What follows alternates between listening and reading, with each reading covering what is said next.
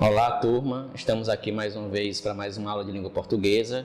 Já é a nossa 10ª aula e no total do que a gente já viu, tem caso aqui 3 conteúdos recentemente estudados.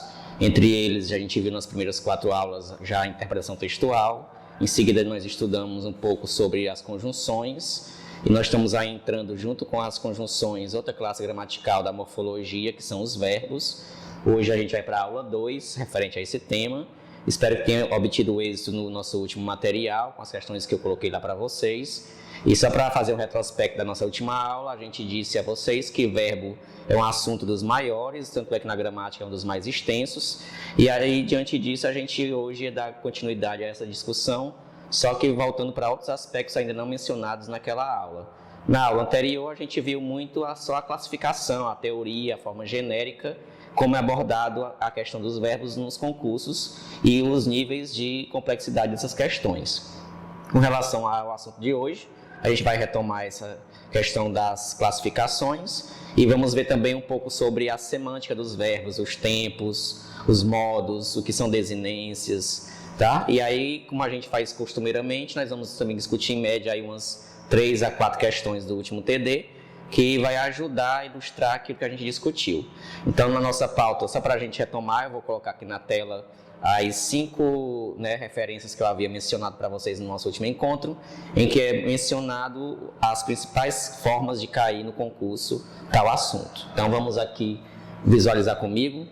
Então, como eu falava para vocês observam aqui nessa tela, que a gente tem que focar o que os concursos, conforme as bancas vão exigir de vocês. Algumas priorizam muito as conjugações verbais, para você discutir se ali está no pretérito, se ali está no futuro, em que modo está. A maioria das bancas cobra hoje em dia a questão da semântica, se o verbo grifado dá ideia de conclusão, se dá ideia de possibilidade, se dá uma ideia futura, dá uma ideia de hipótese. Por isso, questão semântica também em algumas bancas é cobrado bastante. Outra questão que é muito cobrada, que já entra para a sintaxe, é a questão das vozes verbais, que nós vamos abordar um pouco também nos últimos encontros desse assunto.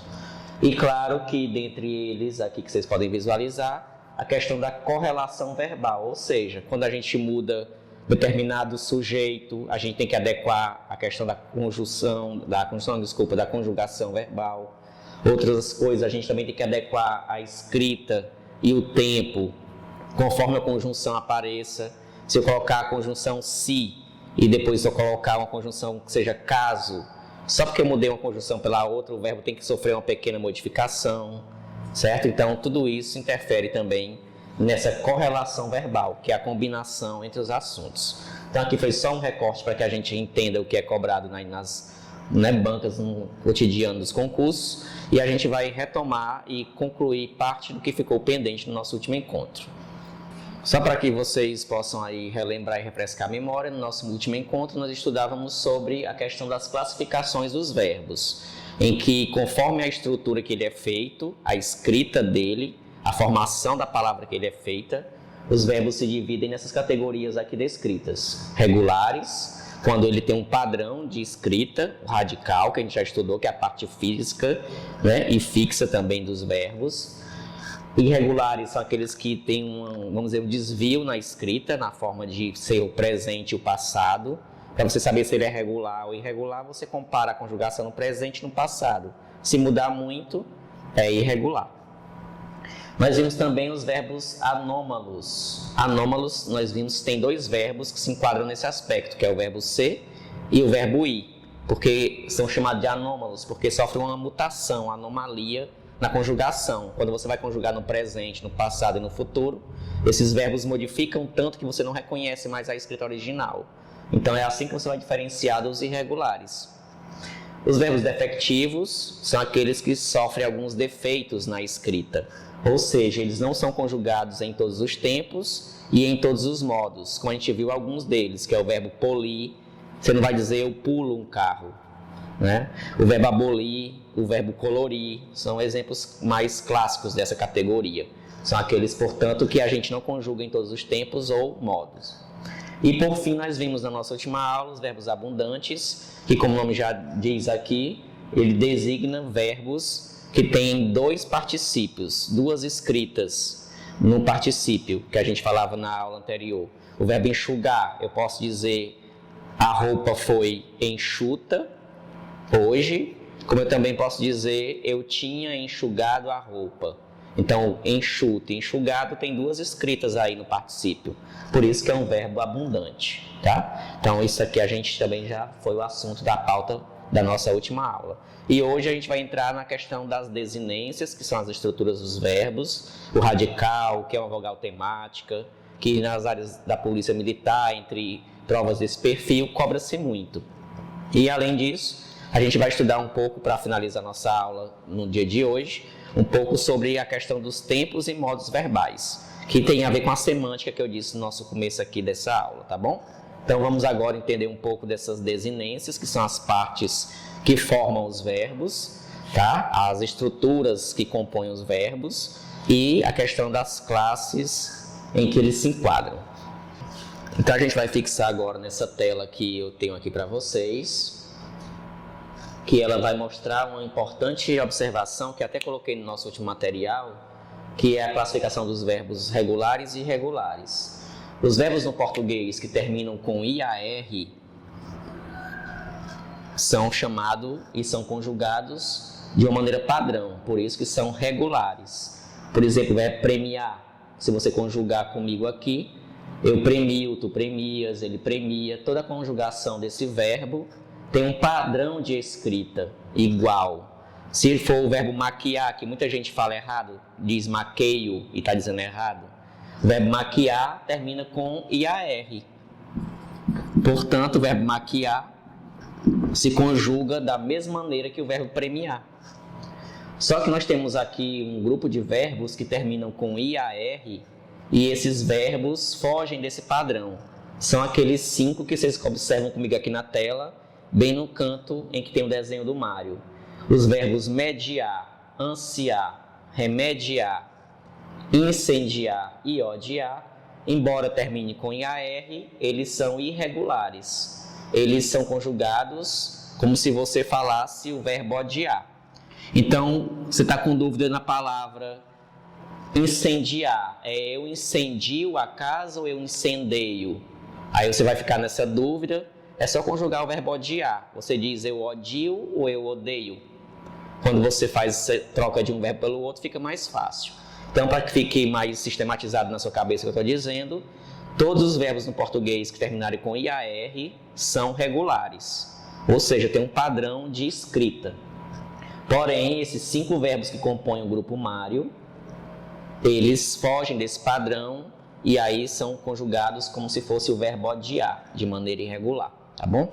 Coloquei essa observação aqui extra porque é muito cobrado esses verbos nos concursos. Tem gente que diz quando tem uma briga e vai ser um policial e vai separar aquela briga, né, como diz o povo, apartar a briga. Aí tem gente que diz que eu intervim ou eu intervi na briga.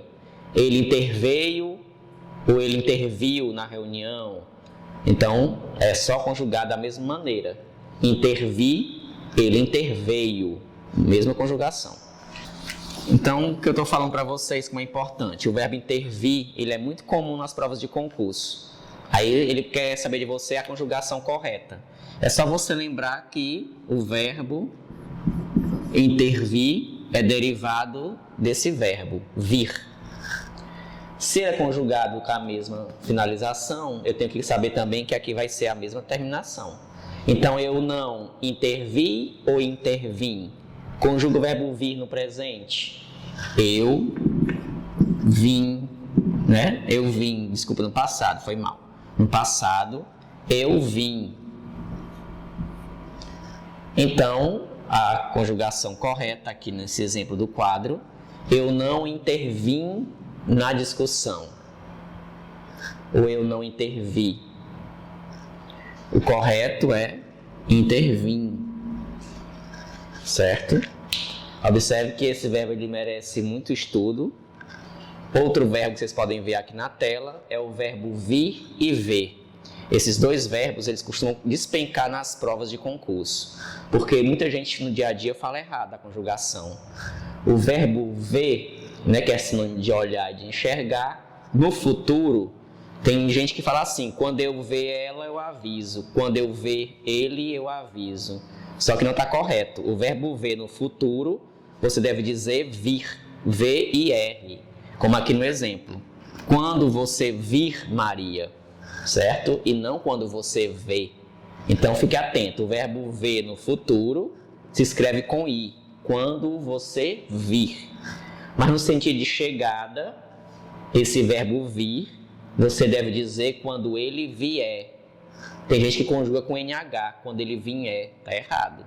É quando ele vier, tá bom? Então esses dois verbos aqui, fixem nessa tela e aprenda, porque esse verbo, quem puder, olhe a conjugação dele na internet, decore, porque cai demais a conjugação dele nas bancas de concurso. Então, fechando essa pauta, o verbo ver, no sentido futuro, se escreve com I e não com E.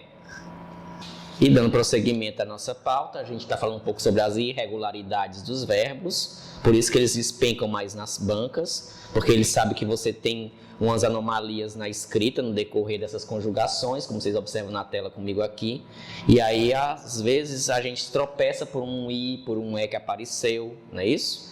E eu falei agora no começo da aula que a gente ia estudar antes das classificações de tempos e modos, já que a gente está vendo aqui um pouco de revisão sobre a classificação regular e irregular, a gente vai agora partir para as desinências, entender o que é desinência, o que é radical. Nos concursos também se cobra muito isso, tá bom? E em seguida a gente vai para o que havíamos dito, que são os tempos verbais e os modos também.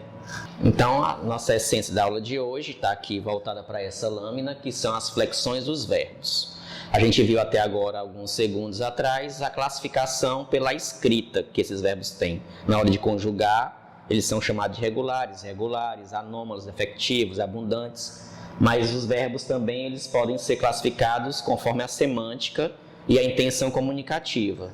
E aí a gente tem no português, além das desinências que nós vamos abordar agora, as estruturas verbais, nós temos os modos verbais. Quando a gente se comunica no dia a dia com uma pessoa, a gente pode indicar uma certeza, um fato.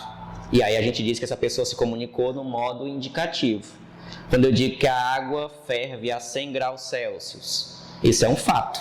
Então essa frase está no modo indicativo. Nós temos aula de português toda semana. É um fato, é uma certeza. Modo indicativo. Tá?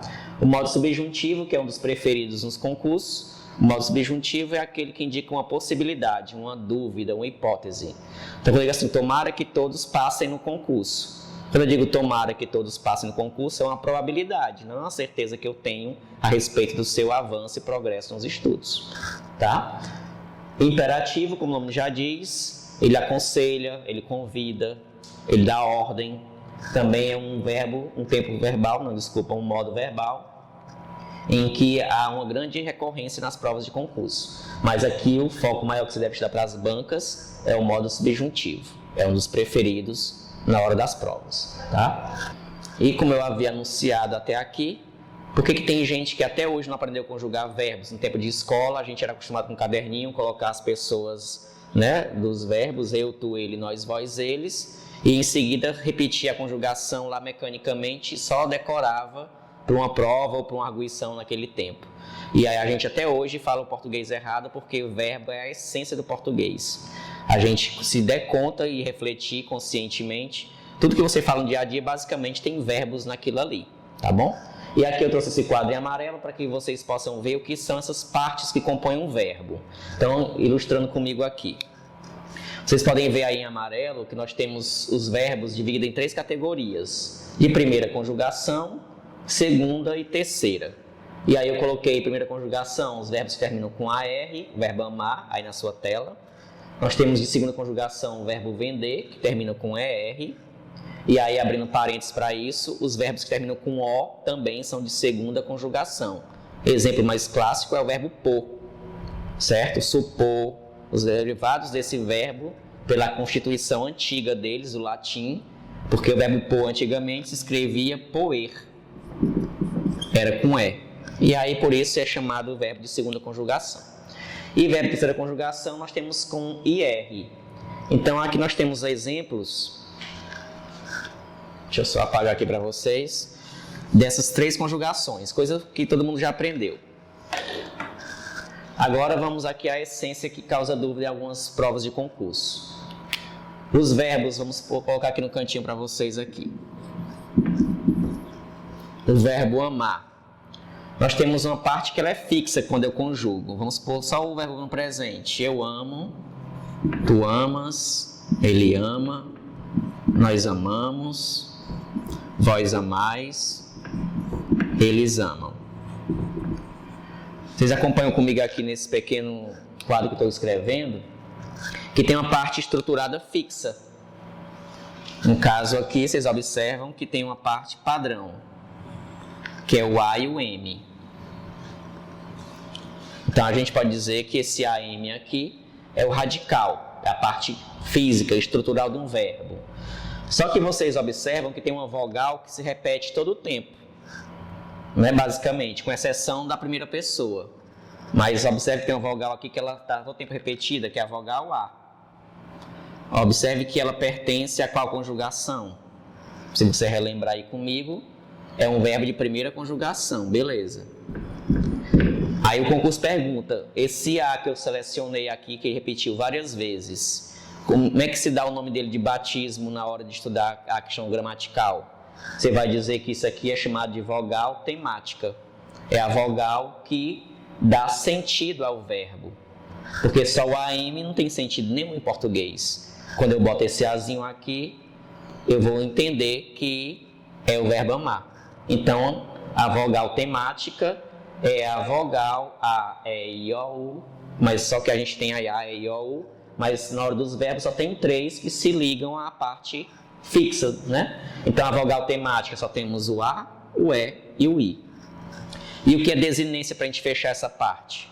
Desinência, a gente chama no nosso português de maneira clara para vocês entenderem, são as terminações dos verbos. Eu sou professor de português, por que eu sei conjugar basicamente muitos verbos? Porque eu sei as terminações, que são as desinências. No nosso tempo de escola não era ensinado praticamente isso. Então, o que é desinência? Eu vou grifar aqui para vocês nesse mesmo verbo amar. E você vai ver que tem uma parte que é fixa. Observe que quando tem os pronomes que eu vou escrever agora,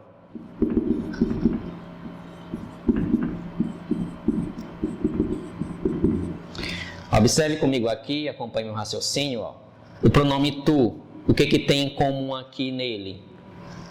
Termina com S. Então, eu sei que na hora de conjugar os verbos, sempre que tiver o tu, eu tenho que botar um S. Qualquer verbo regular. Se fosse o verbo vender, tu vendes. Então, qualquer verbo, eu sei que o tu tem um S. Então, isso é uma desinência. Ó. Desinência no português é a terminação dos verbos. Tá? Observe que a palavra nós, qual é a desinência que aparece? O mós. Qualquer verbo que você conjugar tem esse mós quando for nessa pessoa aqui. Então, essa aqui é outra desinência que indica plural. Observe, então, que vocês estão vendo aqui comigo, que tem partes estruturantes que são fixas. Isso é chamado de desinências. Qual é a desinência do vós, que quase a gente não fala bem no português aqui do Brasil? O vós sempre tem um is. Se eu fosse pedir vocês agora conjugar para mim o verbo falar com o pronome vós, você ia saber que é vós falais. Porque é obrigatório no vós ter o is. Então, ó, você decorou essas terminaçõezinhas, qualquer verbo você se garante na conjugação. Então, o que é desinência? São essas partículas que são acrescidas no final dos verbos de maneira fixa, para indicar tempo, para indicar modo ou para indicar pessoa, se é plural, se é singular. Então, se o concurso grifasse a desinência is pertence a qual tempo? Presente. A qual modo? Indicativo. A qual pessoa? Segunda pessoa do plural. É assim que eles vão cobrar no concurso, tá? Então, aqui é só uma parte para vocês entenderem o que é radical, o que é desinência e o que é vogal temática. Então, para fechar essa pauta e a gente ir para o último tema da aula de hoje, radical é a parte estruturante fixa, vogal temática é o A, o E ou o I, que se liga ao radical para dar sentido ao verbo. E desinências são as partículas estruturantes dos verbos que ficam no final para indicar o tempo, o modo ou a pessoa verbal, tá bom? E a gente vai agora para o último esqueminha, que é para revisar e também complementar os modos e tempos verbais, coisa de terceiro, quinto, nono ano que vocês estudaram. Então, para a gente prosseguir aqui, pessoal, a gente vai ilustrar com esse quadro que vocês estão visualizando um resumo do que são essas desinências, do que são radical, do que é questão de verbos regulares. Então, observe aí na tela para mim, ó. Tem 3 verbos. Olha para mim aí o verbo querer. Vocês estão vendo aí na tela aí comigo. Tem uma parte que é fixa, que é a palavra quer. Se o concurso grifar essa parte aí e perguntar a você, dentro da estrutura verbal, o que se classifica isso aí, você vai dizer que isso aí é o radical, é a parte fixa.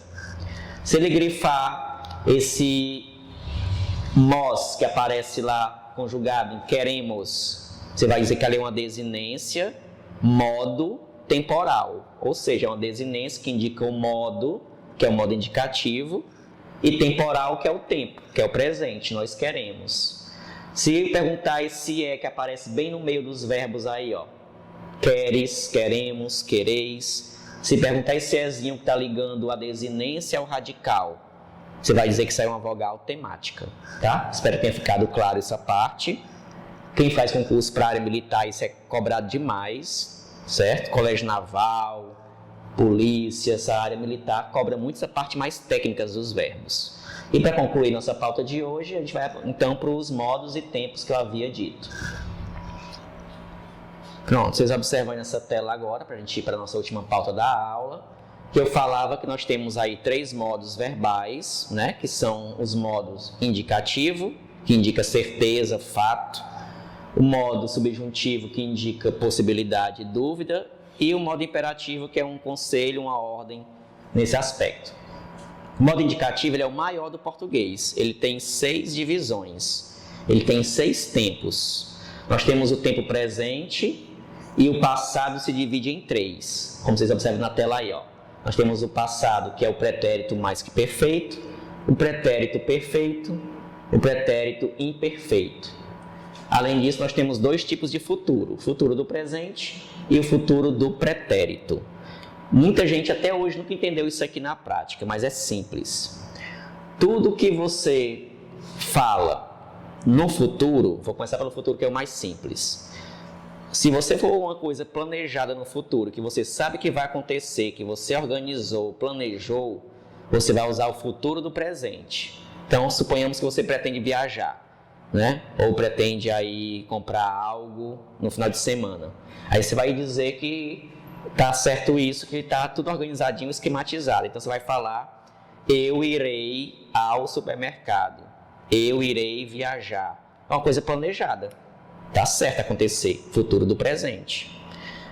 Mas tem outro tipo de futuro que é uma coisa que você planejou, mas houve um obstáculo e que aquilo não vai se concretizar. Então o verbo que eu falei agora há pouco, o verbo ir, você vai dizer eu iria ao supermercado. Quando você diz assim, eu iria, você planejou, mas não vai mais. Alguma coisa empatou você de ir. Aí se o concurso perguntar isso aí, você vai dizer que está no futuro do pretérito, porque é uma possibilidade que não se concretizou. Tá? Então o futuro do presente, vocês estão vendo aí na tela, é uma certeza. E lá embaixo, o futuro do pretérito é um talvez, é uma dúvida. Aí nós temos os 3 tipos de passado, ou pretérito. É muito fácil você entender isso aqui também. O pretérito se divide em 3, como vocês observam aí, e eu vou começar pelo mais fácil. O pretérito perfeito, que está bem aí na sua tela, né? O pretérito perfeito é um passado que ocorreu recentemente. É uma ação concluída. Quando eu digo assim, eu li o livro. Eu li o livro. Pronto. Você concluiu a ação, não lê mais. Terminou o livro, acabou-se. Mas se você disser, eu lia o livro no final de semana. Eu lia o livro antes de dormir. Também está no passado. Mas só que é um passado que era contínuo, que se repetia, que você fazia como um hábito. Então, o pretérito que é concluído, você diz que é o pretérito perfeito. Um pretérito em que é uma coisa costumeira, habitual, você diz que está no pretérito imperfeito. Então, para você refletir comigo aí, olha ainda para essa tela que eu estou deixando com vocês, segure aí na sua cabecinha o exemplo que eu vou dar. Então, se eu digo, eu jogava futebol toda semana, aí você vai pensar, em qual passado está isso aí? Eu jogava futebol. Se você analisar, quando você fala isso, era um hábito, era uma rotina, não tinha fim, não tinha conclusão. Então você vai pensar comigo aí que esse pretérito é um pretérito imperfeito. Ou seja, por que ele é imperfeito? Porque ele não concluiu. Mas se eu dissesse eu joguei bola hoje ou joguei bola ontem, pronto, aí é fechado. Aí é perfeito, tá bom? E o pretérito mais que perfeito, que é o mais complexo, ele é um passado bem mais antigo do que outro. Ficou confuso? Então eu vou colocar no quadro agora uma frase para vocês analisarem comigo melhor.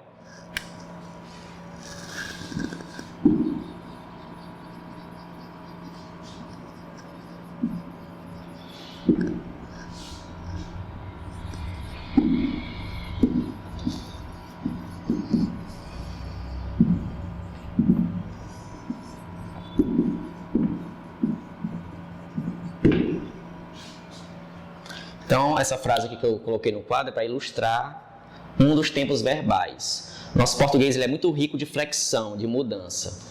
E aí o concurso vai perguntar de vocês o seguinte: o verbo viajara. No nosso português do Brasil, a gente não costuma falar muito isso não, é mais em Portugal. Mas o concurso adora cobrar uma coisa de vocês que eu vou falar agora para a gente já fechar essa pauta. Observe aqui. Quando cheguei à cidade, uma ação passada, eu cheguei à cidade. Meu tio já viajara. Você tem que fazer uma interpretaçãozinha aqui. Qual é a ação mais antiga? O que aconteceu primeiro aqui? Foi eu chegar à cidade ou meu tio ter viajado? Se você analisar, a ação mais antiga é a ação do tio. Porque quando eu cheguei, ele já tinha ido embora, meu tio. Então, é uma ação mais antiga. Então, aqui a gente diz que está no pretérito mais que perfeito. E a outra está num pretérito também perfeito, uma ação que eu concluí. Então, quando é que eu uso o pretérito mais que perfeito? Quando a gente tiver duas coisas antigas acontecendo e em que uma delas for mais antiga do que a outra. Por isso que eu digo assim. Mas nós brasileiros não dizemos assim. O concurso vai perguntar a você. O verbo viajara pode ser substituído por qual verbo? No Brasil a gente falaria como? Meu tio já tinha viajado. A gente usa no Brasil o que a gente chama de tempo composto. Dois verbos aqui, ó. Então, no concurso, já até quem fez concurso para Viçosa, a região aqui da gente, caiu um verbo sobre isso. Então, se o verbo fosse aprendera, você ia ter que dizer no nosso português do Brasil, tinha aprendido. Cantara, tinha cantado. Leira, tinha lido. Tá bom? Então, o pretérito mais que perfeito, ele pode ser transformado em um tempo composto. Isso aqui cai demais nas provas de concurso. Os outros modos e tempos nós veremos em outras aulas, que ainda como eu disse a vocês, teremos 4 encontros. E agora, para a gente concluir nossa etapa, a gente vai discutir umas 2 ou 3 questõezinhas para findar nosso momento de hoje. Então, nós estamos indo para a nossa etapa final e, como ritual de sempre, eu trago aqui do nosso TD recentemente 3 questões sobre verbos, como é que é abordado o tema de hoje no concurso. Eu havia dito no nosso começo da aula de hoje que os verbos são cobrados nas bancas, ou perguntando a conjugação, ou perguntando o sentido que ele tem, ou perguntando se ele está na voz ativa ou passiva. Então, bora entender aqui. Essa questão do Ministério Público aqui, ela está pedindo para você analisar o tempo verbal ou o modo. Ele quer que você marque a frase em que o verbo se encontra no futuro do pretérito. Futuro é uma ação que é posterior à fala, né? E do pretérito porque é um futuro que você planejou, mas houve algum entrave para que não acontecesse. Observe a letra A. O jovem talentoso vem chegando. Quem lembra da última aula nossa? Vem chegando é uma ação que está continuando. Então, vem chegando, ela está aí no gerúndio, acontecendo agora. O lucro virá no fim do ano. Está no futuro. Mas é uma certeza, um futuro certo. Então, não é futuro do pretérito. A letra B está descartada. A letra C. O investimento viera, mas perdera-se na burocracia. Viera, perdera. Quando tem esse final RA, é o pretérito mais que perfeito. A letra D. O cliente será bem atendido se vier negociar com o banco. se vier negociar com o banco. Ele será bem atendido. É um futuro também aqui, né, planejado e definido. E na letra E, o sucesso viria, não vai vir mais, houve um obstáculo. Então, na questão de número 3, o seu TD, a resposta é a letra E, tá bom? O sucesso viria, futuro do pretérito. Vamos para a nossa penúltima questão de hoje. Questão de número 4, vocês observam na tela aí comigo. A FGV é uma das bancas melhores para vocês treinarem questão desse estilo. E eu falei agora há pouco na aula, para quem estava atento aí, que o verbo conjugado no pretérito mais que perfeito são aqueles que terminam com RA. Cantara, chorara, partira, dissera. E aí ele está perguntando a palavra brotara. Ele quer que você substitua isso. Quem estava atento na aula, eu falei que os verbos no pretérito mais que perfeito, quando estão nesse tempo, eu posso no Brasil transformar num tempo composto, que é o mesmo sentido. Aí você vai pensar, é brotou ou é brotava? Claro que não. A letra A e B está descartada, porque a letra A está no pretérito perfeito, uma ação concluída. A letra B está no pretérito imperfeito, brotava era uma ação que acontecia continuamente. Vinha brotando, é uma ação contínua também, que não terminou. E a letra D, havia brotado. Aí sim, é um passado, um tempo composto e dá a ideia também de finalização. A resposta, portanto, é a letra D, tá? D. Letra D de dado é a resposta. Espero que nessa correção vocês tenham atingido sucesso aqui comigo nessas duas questões do seu material. E para finalizar nosso encontro de hoje, vamos para mais uma questão. A questão de número 58. Observe aí que ela vai analisar a questão semântica, ou seja, ele quer que você analise o sentido do verbo, não conjugação. Ele quer que você observe o verbo passava, que está grifado lá em cima, e diga que sentido tem esse verbo na hora de conjugar. Né? Então, eu já sei que é passado. Passava é uma coisa que acontecia antigamente. Na verdade, a mão escrava passava a vida limpando. Ou seja, uma empregada, né, uma doméstica, uma negra, que passou muito tempo limpando aí a casa dos senhores de engenho, por exemplo. E aí ele quer saber o sentido que tem, a ideia que transmite esse verbo aí. Ação não concluída, que não se repetia frequentemente. Eu falei na aula de hoje que o pretérito imperfeito é uma ação passada que tinha sentido contínuo, de rotina. E quer dizer que não se repetia. Está errada a letra A. Ele dá a ideia de prosseguimento. Bora procurar a letra que diz isso. A letra B diz que é uma ação concluída. Quando eu digo passava, dá a ideia de continuidade. Se fosse passou, aí sim era concluída. A letra C, não concluída, que se repetia frequentemente. A resposta, portanto, aí se encaixa a letra C, tá? E a D está se descartando, porque está dizendo que ela foi uma ação concluída, e não foi. O pretérito imperfeito é uma ação não concluída. E para o nosso último momento da aula, vou só mostrar aqui uma página na internet, que você pode pesquisar mais sobre esse assunto, e o link também será postado para vocês aí acessarem esses 3 professores que eu trago como referência para reforçar esse assunto. Então, olhem para essa tela que eu vou mostrar agora, que tem um link para vocês. Então, aqui eu estou mostrando para vocês 3 sites do YouTube de 3 professores que eu indico para que vocês estudem mais sobre esse assunto. Para quem é um pouco leigo, que está com dificuldade na matéria, um professor que é bem claro, bem simples, não é tão pesado a linguagem dele, a forma como ele aborda, é o professor Fábio Alves. Eu coloquei no slide o link, vocês vão poder acessar depois, tá? E aí é uma forma de vocês entenderem também, aprofundar esse assunto dos verbos. Além dele, eu coloquei ainda mais 2 professores, vocês vão ver agora na outra tela. Aqui nós temos o professor Léo, que é um dos maiores vendedores de livros de gramática hoje no Brasil. Ele tem um curso chamado Português Play. Ele está no Instagram, está no YouTube e ele tem uma forma bem clara e cheio de bizu, para quem gosta de bizu.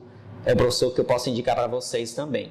Ele aqui é um professor para quem está no nível intermediário de estudo. O Fábio Alves é para quem era mais iniciante. E o último slide, para quem está gabaritado mesmo. Para mim, ele é o melhor professor de português hoje no Brasil, fazendo propaganda aqui de um colega concorrente, mas muito bom, o professor Elias Santana. E nesse link que eu posso disponibilizar para vocês aqui também, ele tem muitas aulas sobre tema de verbos, uma linguagem bem acessível. E, por fim, a professora Flávia Rita, que eu vou mostrar nessa última lâmina agora.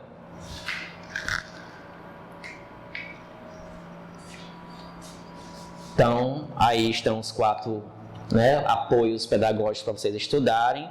E aí eu queria agora que vocês voltassem para mim, para a gente finalizar aqui nosso momento. E aí eu só tenho a dizer a vocês que o assunto, como vocês observam, é extenso, ele é longo, mas que a gente vai, com certeza, progredir nos estudos. Hoje foi nossa segunda aula, temos mais 2 sobre essa temática. Espero que o sucesso de vocês a cada aula tenha sido notado. E lembre-se que todas as questões que eu passo para vocês, nossa meta de acerto é de 70% daquilo que eu passar, tá bom? Então, bons estudos, boa aula. Espero que estejam gostando aí das aulas, estejam aprendendo bem. E nosso encontro com a língua portuguesa acontece logo, logo no nosso próximo encontro. Abraço a todos e bons estudos.